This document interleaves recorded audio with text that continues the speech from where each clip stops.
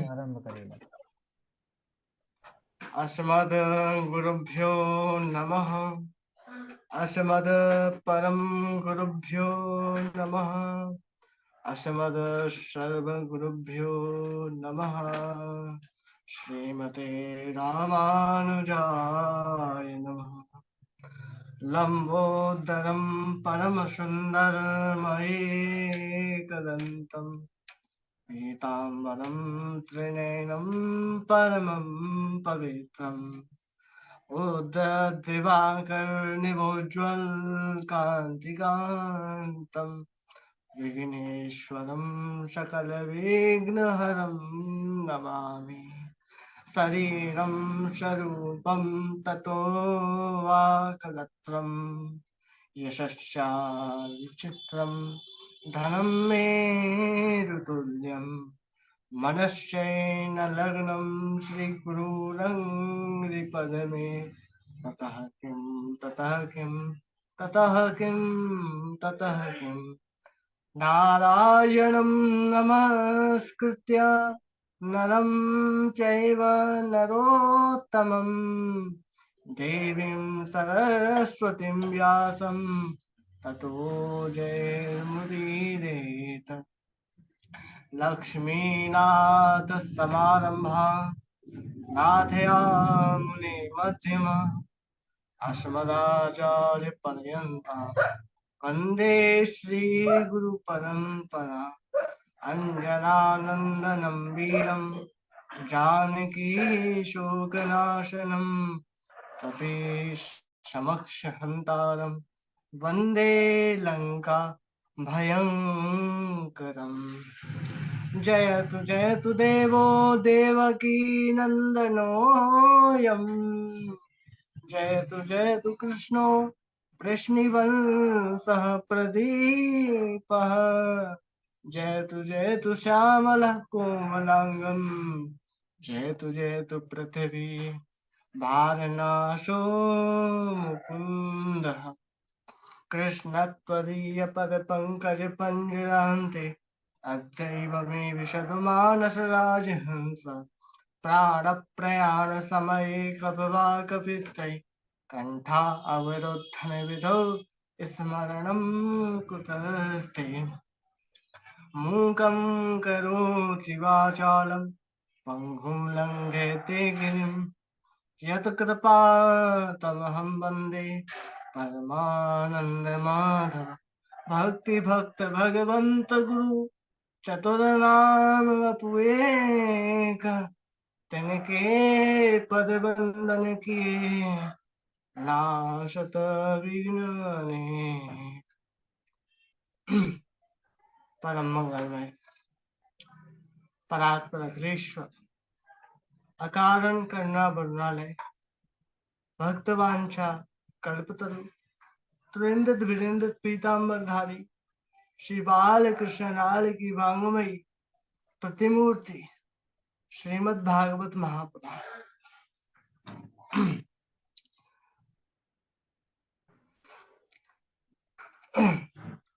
सज्जनों, आप सभी के हृदय पटल पर विराजमान मेरे परम आराध्य श्री कृष्ण बलदेव के युगल चरण अरविंदों में मेरा बारंबार प्रणाम। आदरणीय गुरुदेव के चरणों में मेरा बारंबार प्रणाम। सिया राममय सब जग जानी करहु प्रणाम जोरे जुग पानी। प्रथम इससे पूर्व जो वक्तव्य हुआ था उसमें हमने प्रभु के नाम की अनन्य महिमा को श्रवण किया। प्रभु के नाम की महिमा कितनी है। पतितों को पावन करने वाला ये प्रभु का अति पुनीत नाम। इसको मरते समय यदि कोई व्यक्ति एक बार भी ले लेता है तो उसकी तत्क्षण मुक्ति निश्चित है। हमने पिछले वक्तव्य में इसी परम सत्य के बारे में जाना। भगवान का रूप सत्य है, लेकिन भगवान का नाम परम सत्य है। और आज के वक्तव्य में परम धर्म के बारे में हम श्रवण करेंगे, लेकिन उससे पूर्व 2 मिनट के लिए हरि नाम संकीर्तन, तत्पश्चात आज की कथा में हम प्रवेश करेंगे। ताली की सेवा करते हुए सभी भाव से गाएंगे, लेकिन हाँ, माइक चालू कोई नहीं करेगा, क्योंकि माइक चालू करेंगे तो फिर कथा में व्यवधान पड़ सकता है। श्री कृष्ण गोविंद हरे मुरारे, हे नाथ नारायण वासुदेवा।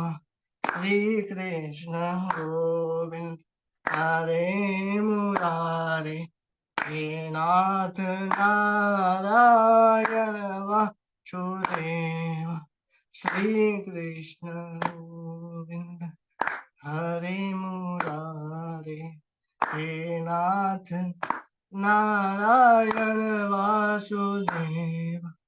हे नाथ नारायण वासुदेव, हे नाथ नारायण वासुदेव, हे नाथ नारायण वासुदेव, हे नाथ नारायण वासुदेव। श्री कृष्ण गोविंद हरे मुरारे, हे नाथ नारायण वासुदेव। श्री कृष्ण गोविंद हरे मुरारे, हे नाथ नारायण वासुदेव, हे नाथ नारायण वासुदेव।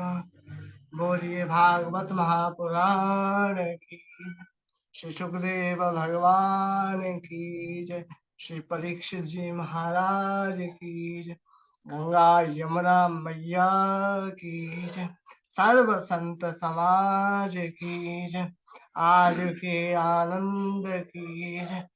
जय जय श्री राधे, जय जय श्री राधे, जय जय श्री राधे श्याम। नमः पार्वती पतये, हर हर महादेव। आइए अब आज के वक्तव्य में हम प्रवेश करें। बड़ा ही पावन क्षण, आज गुरु जी ने मुझे अपनी वाणी से कुछ कहने का अवसर प्रदान किया है, प्रभु की सेवा करने का अवसर प्रदान किया है। इसमें यदि कोई मुझसे त्रुटि हो तो अपना बालक जानकर मुझे क्षमा करें।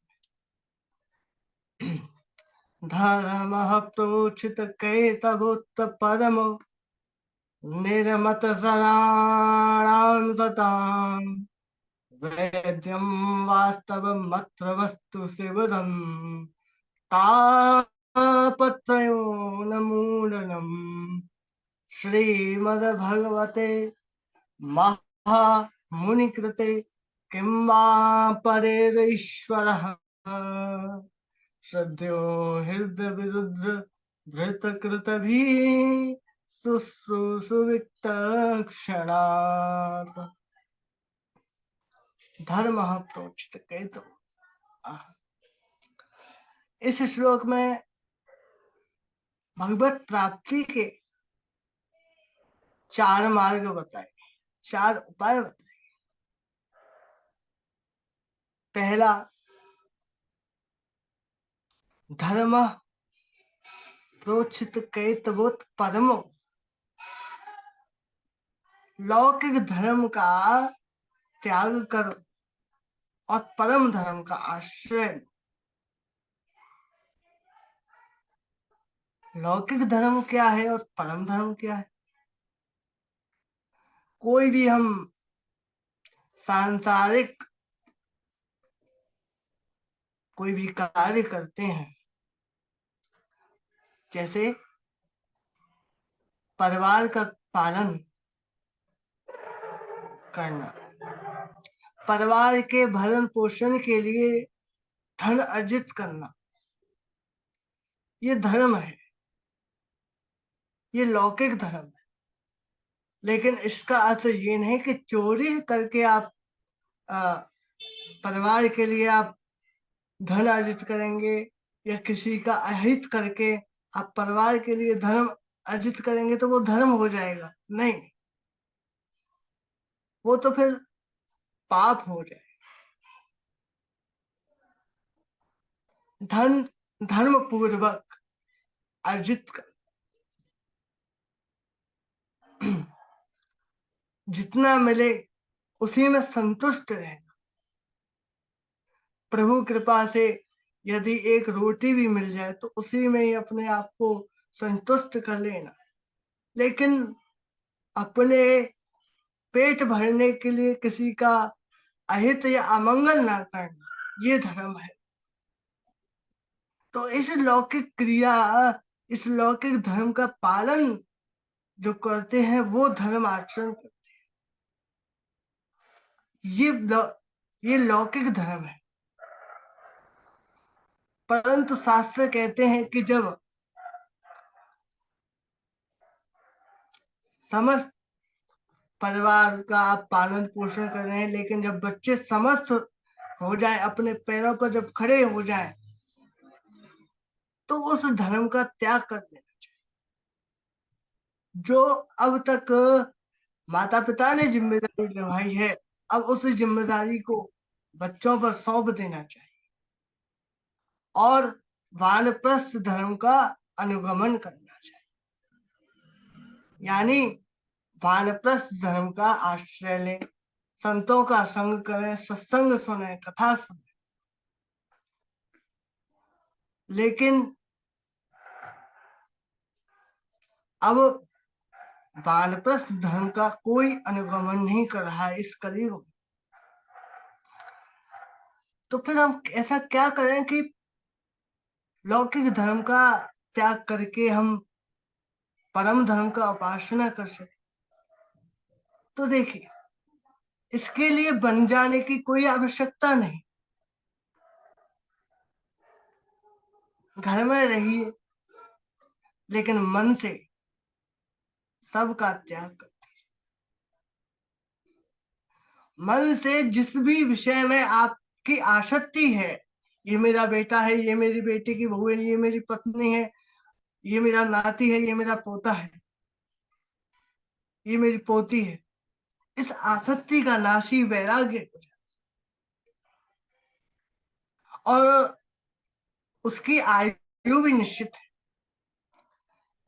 यानी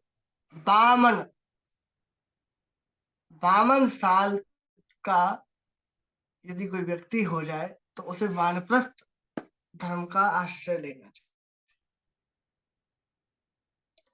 तो वानप्रस्थ धर्म बनाया ही इसलिए गया है कि लौकिक धर्म का त्याग करके और परम धर्म की उपासना हो,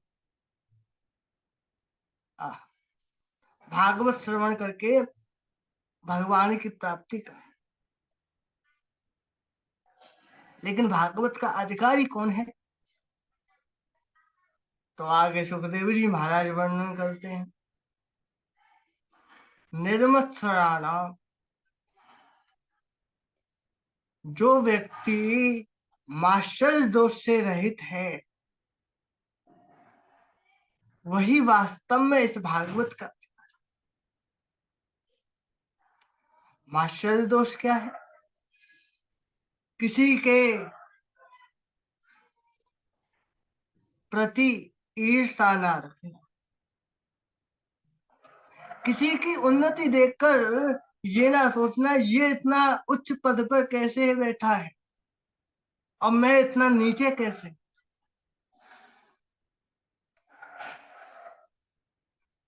जिस व्यक्ति के हृदय में किसी को भी देख करके ईर्षा नहीं होती है, दुर्भावना नहीं होती है, जो इन सब अवगुणों से रहित है, वही भागवत कहने और सुनने का परम अधिकार है। और यदि ऐसा व्यक्ति भागवत श्रवण करने के लिए आ भी जाए कथा पंडाल में, तो उसे भागवत समझ में नहीं आ सकता। और प्रभु कृपा से यदि थोड़ी बहुत समझ में आ भी गई, तो ये भागवत जी का प्रताप है कि 7 दिवस तक यदि वो नियम से भागवत कथा श्रवण करता है, तो उसका मास्टर दोष खत्म। वो किसी से पहले ऐसा करता था, लेकिन 7 दिन बाद वो नहीं करेगा, ये कन्फर्म है। आप चाहे तो आजमा सकते हैं। ये भागवत जी का प्रताप। भागवत जी मास्टर दोष से व्यक्ति को रहित करती है।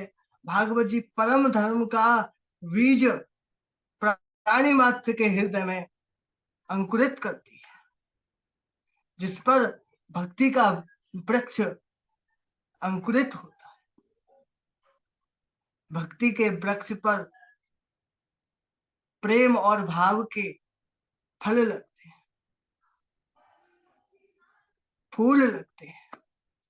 उन्हीं फूलों से बड़े बड़े सूरदास, तुलसीदास, रैदास, कुम्मन दास उन्हीं भाव के फूलों से पद की रचना करते हैं और फिर प्रभु की सेवा करते हैं।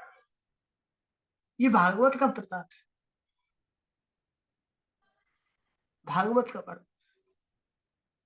और जब मास्टर दोष रहित हो जाएगा व्यक्ति, तो फिर भागवत जी तीनों तापों का नाश कर,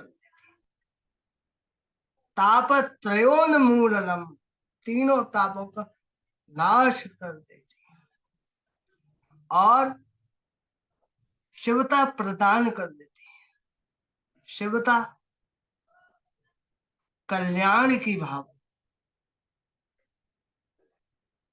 प्राणी मात्र के कल्याण की भावना। सर्वे भवन्तु सुखिनः, सर्वे सन्तु निरामयः, सर्वे भद्राणि पश्यन्तु मां कश्चित् दुःख भवात्। ये शिवता का प्रमाण है। जो प्राणी अपने कल्याण से पहले जगत कल्याण की कामना करता है, वही शिवता है, वही शिव है। और उसी के परिवार में समता भी रहती है, एकता। जैसे भगवान शिव, इसका बहुत अच्छा उदाहरण है। वो तो महाकाल है, लेकिन राम नाम का जप करते हैं, परम वैष्णव है, तो उनके हृदय में कल्याण की भावना रहती है, प्राणी मात्र के। तभी तो देवता, असुर और मानव तीनों, भूत प्रेत पिशाच, सब उनकी शरण में जाते हैं और वो सबको अंगीकार करते हैं। जहां पर कोई व्यक्ति जाना पसंद नहीं करता, वो शमशान भोलेनाथ का निवास है, वहां भोलेनाथ निवास कर। क्यों? क्योंकि सबको उन्होंने अपना माना। सब मेरे राघव के हैं। और जब सबके प्रति कल्याण की भावना है, सबके प्रति सुख की भावना है, किसी के प्रति भोले बाबा किसी को दुखी नहीं देख सकते। असुर थोड़ी सी तपस्या करते हैं, भोलेनाथ प्रसन्न हो जाते हैं, मांगो क्या चाहिए, ऐसा वरदान दो कि मैं जिसके ऊपर हाथ रखूं वो भस्म हो जाए। तथास्तु। अब वो भोले बाबा के पीछे ही पड़ गया भस्मासुर। तो भोले बाबा का स्वभाव ऐसा,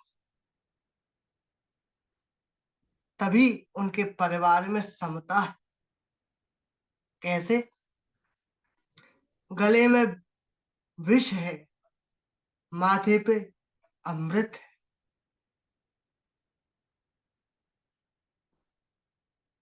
गणेश जी का वाहन चूहा है और उनकी माता श्री माँ जगदम्बा का वाहन सिंह है। लेकिन जब कैलाश पे सब पूरा परिवार इकट्ठा होता है तो शेर और चूहा आपस में बैठ के भोजन कर, ये समता।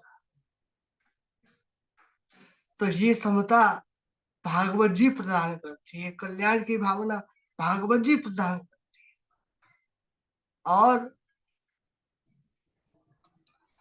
जब ये सभी गुण एक भक्त के, एक भागवत श्रोता के मन में आ जाते हैं तो फिर भागवत जी उनकी गोद में गोविंद को बिठा, उनका संबंध भगवान से। जब व्यक्ति भागवत सुनने की इच्छा मात्र हृदय में प्रकट करता है, तभी भगवान श्री हरि अपने वैकुंठ को छोड़कर उसके हृदय में प्रकट हो जाते हैं। ऐसे भागवत को हम बारंबार प्रणाम करते हैं। और जब इतना पुनीत ग्रंथ है श्रीमद् भागवत, तो हम इसे छोड़कर अन्यत्र शास्त्रों में क्यों जाएं? सूत जी महाराज वर्णन करते हैं, निगम कल्पतरोर्गलितं फलम् शोकमुखात् अमृतद्रवसंयुतम् पिबत भागवतं रसमालयम्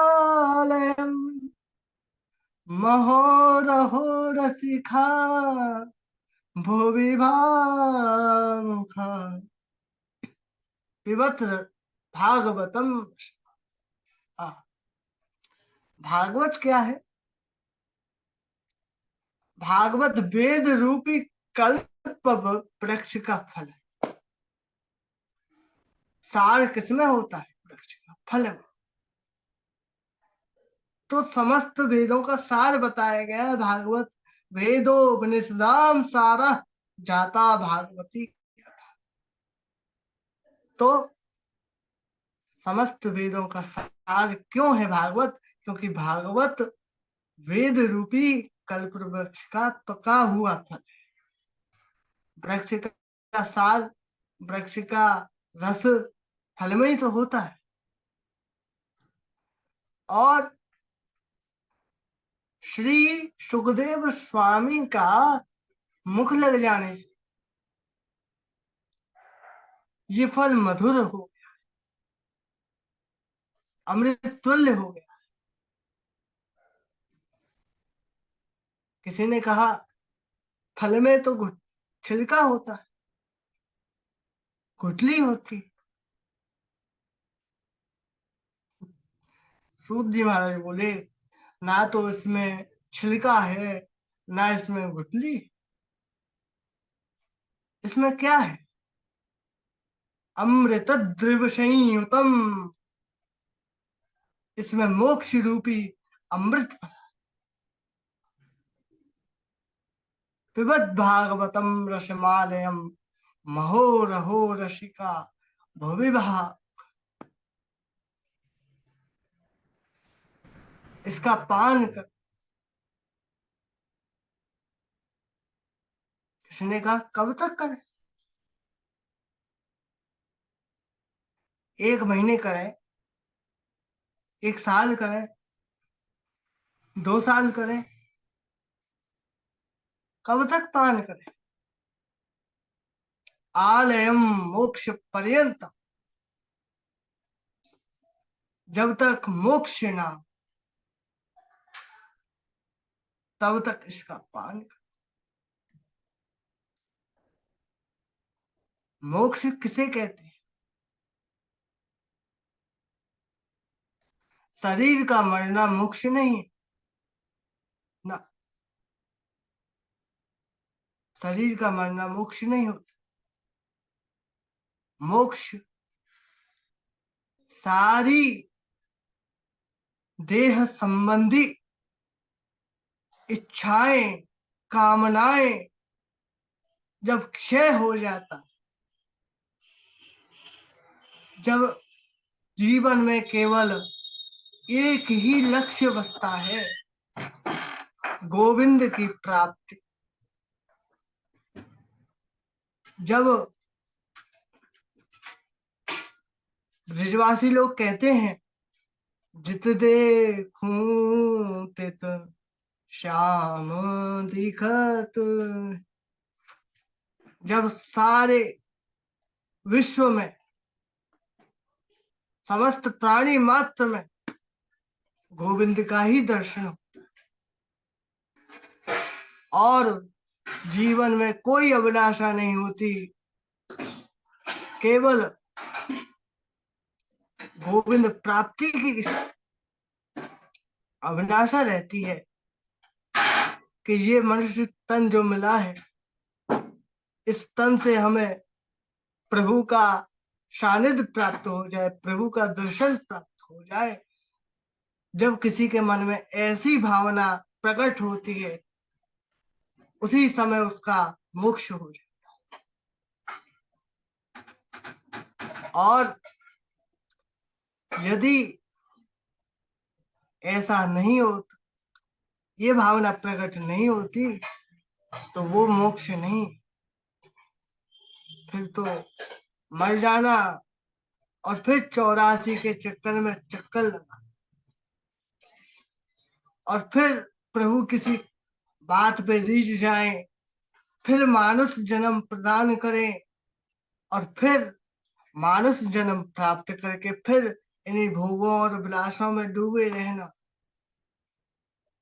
अरे भजन जवानी में करने की चीज थोड़ी ना है, ये तो बुढ़ापे में करने की चीज, बुढ़ापे में करने की चीज। ये अवसर बार बार नहीं प्राप्त होता सज्जनों, ये अवसर बार बार नहीं प्राप्त। बहुत पुण्य उदय होते हैं तब जाकर ये मनुष्य तन प्राप्त होता है। इसलिए इसका जितना हो सके उतना सदुपयोग करिए, भगवत भजन करिए, भगवान के चरणों में अपने चित्त को लगाने का प्रयास करिए। और ये भागवत श्रवण से ही संभव है। जितनी हम भागवत कथा श्रवण करेंगे, जितना हम इस रस का पान करेंगे, उतनी ही हमारे मन में भगवत प्रेम की उत्कंठा उत्पन्न हो, उतनी ही हमारे मन में प्रभु मिलन की इच्छा उद्गरित होगी, उसको और बढ़ाना पड़ेगा। ये नहीं कि एक कथा सुन ली अब तो प्रभु मिल ही जाएंगे। कथा को सुनना महत्वपूर्ण नहीं है, कथा को अपने जीवन में जो कहा गया है उसे उतारना बहुत महत्वपूर्ण। जब तक कथा श्रवण करके आपने कथा के आचरणों को अपने जीवन में नहीं उतारा, तब तक आपने कोई कथा श्रवण नहीं की और ना ही कोई जीवन में परिवर्तन आएगा। लेकिन जब आपने एक कथा सुनी और उन कथा में जो बातें कही गई हैं व्यास जी द्वारा, उनको आपने जीवन में चरितार्थ किया, तब आपका कथा सुनना सफल हो। इसलिए एक कथा से काम नहीं चलेगा, निरंतर इसका पान करना चाहिए। तुलसीदास जी रामायण में कहते हैं, रामचरित जे सुनत अघाई, सारत जाना ते नाई। जो भगवान के चरित्रों को सुनकर ये कहते हैं कि बस बहुत हो गया, उन्होंने भगवान के कथा को, उस कथा के मर्म को नहीं। पृथ्वी भगवान ने भगवान से 10,000 कान मांगे सुनने के लिए, बताइए। और हम कहते हैं कि बस हो गया। इसका मतलब अभी हम कथा के सारे को नहीं समझे, कथा की महानता को नहीं समझे। इस भगवान की कथा के लिए ब्रजवासी मोक्ष को ठुकरा देते हैं। ब्रज में कहते हैं, मुक्ति हूं नौन सी खारी ला। हमें मोक्ष ना चाहिए भाई दादा, चौड़ा चाहिए। बोले बैकुंठ में गैया चरावे होगा, अरे ना। अरे बैकुंठ में जो वृंदावन में लीला करी गई, इन सब ने करे होगा। तो बस हमें बैकुंठ ना चाहिए।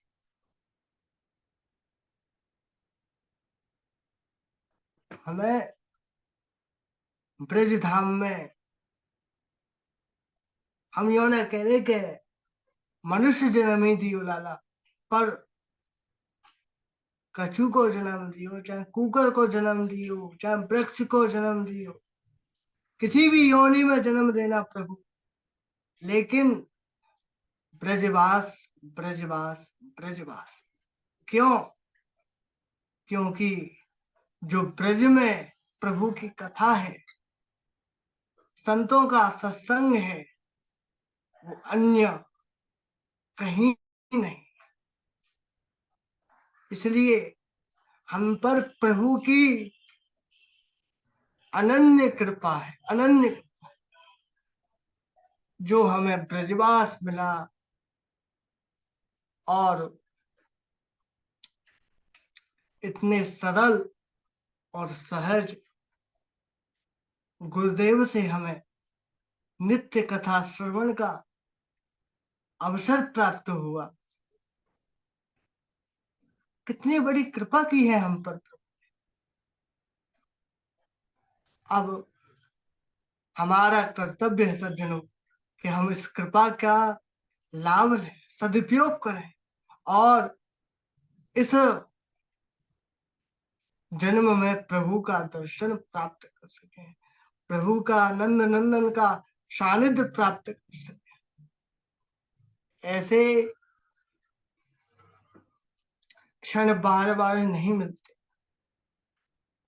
पता नहीं फिर कब प्राप्त होंगे ये क्षण। कहते हैं, पता नहीं कौन से गुण पर दयानिधि रीझ जाते हैं। तो हमारे किस गुण पर रीझ कर भगवान ने ये हम पर कृपा की है कि हमें भागवत श्रवण करने का, और वो भी हमारे परम सरल, हमारे गुरुदेव जो साक्षात शिव का ही स्वरूप है, ऐसे हमारे आचार्य श्री शिवम मिश्रा जी के मुखार बिंदु से हमें नित्य कथा श्रवण करने का अवसर मिलता है, और वो हमें सीखने का भी अवसर मिलता है। सुना तो सब सकते हैं, लेकिन जिस प्रकार हमारे गुरुजी हमें कथा सिखा रहे हैं, मुझे नहीं लगता सज्जनों कि संसार में कोई इस प्रकार से इतनी सरलता से श्लोकों का वाचन और व्याख्या कर सकता है। और मैं गुरु जी का बड़ा कृतज्ञ हूँ कि मुझे अपनी शरण में रखकर वो कथा श्रवण, कथा को सिखा रहे हैं, कथा का स्वाध्याय करा रहे हैं, और आप सब भी बड़े बड़भागी हैं।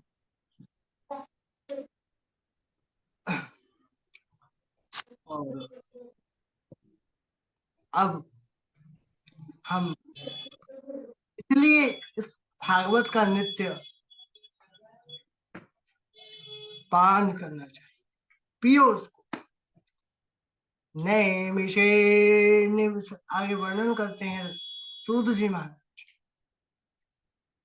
नैमिषे निमिष क्षेत्रे ऋषयः शौनकादयः तत्रं स्वर्गाय लोकाय सहस्र सममासतः। एक वर्ष में पूर्ण होने वाले महायज्ञ के लिए नैमिषारण्य क्षेत्र में 88,000 शौनकादिक ऋषि एकत्रित हुए।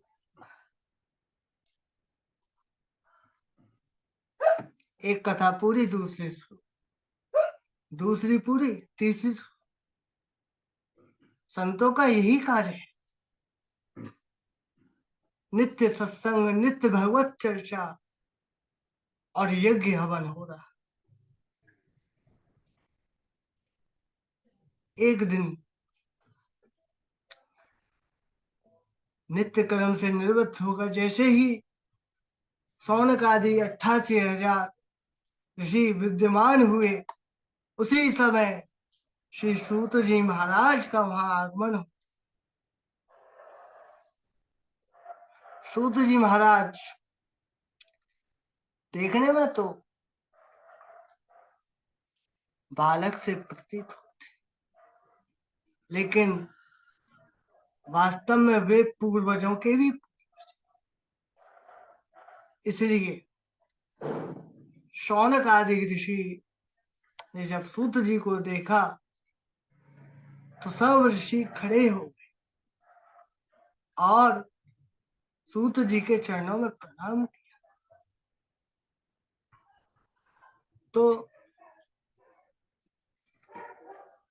सूत जी ने कहा, अरे ये क्या कर रहे हैं, मैं तो आपका बालक हूं।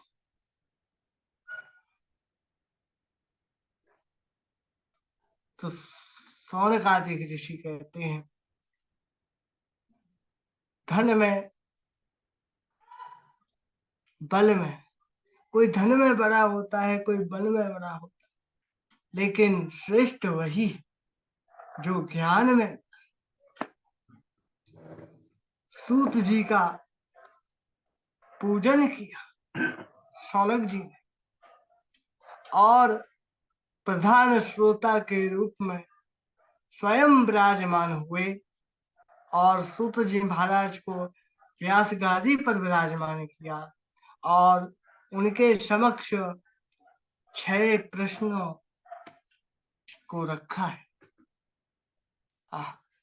बड़े उत्तम प्रश्न रखे सूत जी के समक्ष शौनक आदि ऋषियों ने। वो प्रश्न क्या है, वो हम अगले वक्तव्य में श्रवण करेंगे।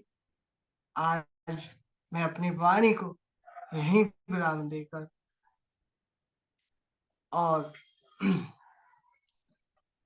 इस वक्तव्य को मैं पूर्ण करूं, उससे पूर्व 2 मिनट का मैं भगवान का नामस्मरण करने कर तब हम इस वक्तव्य को विराम देंगे। सभी लोग मेरे साथ भाव से 2 मिनट भगवान का कीर्तन करें, तत्पश्चात आपको हम विराम की ओर ले जाएंगे।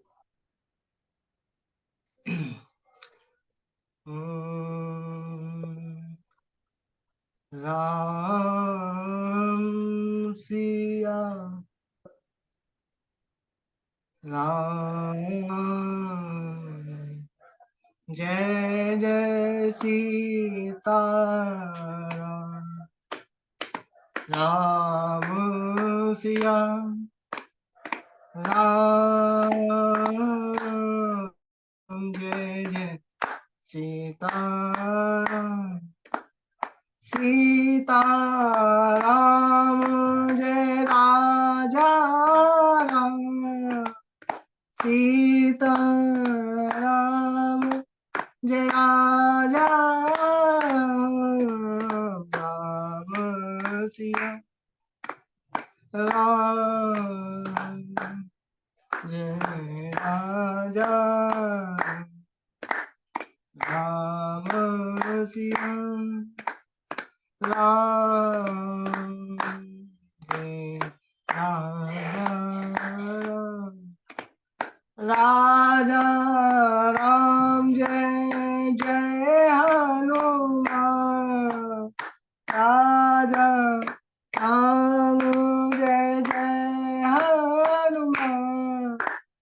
राम सिया राम जय जय राजा राम। राम सिया राम जय जय राजा राम। राजा राम राजा राम। बोलिए भागवत महापुराण की। श्री सुखदेव भगवान की। राजा रामचंद्र भगवान की। समस्त संत समाज की। गंगा यमुना मैया की। आज के आनंद की। जय जय श्री राधे। जय जय श्री राधे। जय जय श्री राधे। नमः पार्वती पतये। हर हर महादेव। मधुर कृष्ण राधे जी राधे। की, मधुर कृष्ण जी की जय हो। वाह, वाह। क्या बात है, क्या बात। बहुत बढ़िया, बहुत बढ़िया मधुर। अभी हमारे बहुत ही सरल शब्दों में बड़े बड़े गूढ़ रहस्य और चरित्रों को भी बड़ी सुगमता के साथ जनमानस के हृदय पर पहुंचाने की इनकी बड़ी कार्य करती है। भगवान विशेष राधा माधव की इनके ऊपर रहती है। और आज आपके वाणी से जितने लोग जुड़े हैं, जो नहीं जुड़े हैं वो बाद में सुन लेंगे वीडियो यूट्यूब के माध्यम से। बड़ा आनंद और रस का जो अनुभूति हो रही थी आपके वक्तव्य में। बड़ी सुंदर धारा भागवती, जिसमें आप स्वयं तो गोता लगाते हैं, लेकिन सभी जितने भी भगवत भक्त हैं सबको भी डुबकी लगवाते हैं। बहुत बढ़िया, साधुवाद। भगवान की कृपा हमेशा बने। हमारे झा जी। बहुत सुंदर मधुर जी, बहुत सुंदर, बहुत सुंदर। आप तो प्रेरणा के स्रोत बने हुए हैं। बहुत सुंदर। जितना धीर वीर गंभीर संगुण है आपने, आप पर माधव राधा माधव की असीम कृपा है। द्विवेदी जी भी हमारे बड़े प्रसन्न हुए। मधुर मधुर भैया, बाप रे, मेरे को तो ऐसा गला रुक दिया भैया जी के बोलते बोलते। तो कहानी भगवान ऐसे लगता है उतर गई तो। बिल्कुल बिल्कुल, शब्द बहुत नहीं। बहुत। चलिए, मधुर की वाणी गुरु जी, जी। इतना भावपूर्ण, जैसे कोई छोटा सा मासूम सा बच्चा होता है ना, बिल्कुल वैसे ही वो उन्होंने वक्तव्य रखा। और मतलब बहुत दिल को छू गया एकदम। बहुत अद्भुत था, बिल्कुल जैसे उनका नाम है मधुर, वैसे ही उनका वक्तव्य रहा। जी बिल्कुल। हमारे डॉक्टर साहब भी बड़े प्रसन्न हुए। सुष्मिता त्रिपाठी जी हैं, अनामिका शर्मा हैं, मोहित जी भी, विद्यासागर हैं। सभी लोग बड़े प्रसन्न हुए मधुर। और भगवान राधा माधव आपको प्रसन्न रखें। हमेशा इस प्रकार भगवान की यह कथा आप गाते रहें, सबको आनंदित करते रहें, आह्लादित करते रहें। बहुत अच्छा। मधुर जी की तरफ से हम सभी का साधुवाद करते हैं। बहुत बढ़िया। और इनसे प्रेरणा भी लेनी चाहिए। कि भाव प्रधान होना चाहिए कथा में।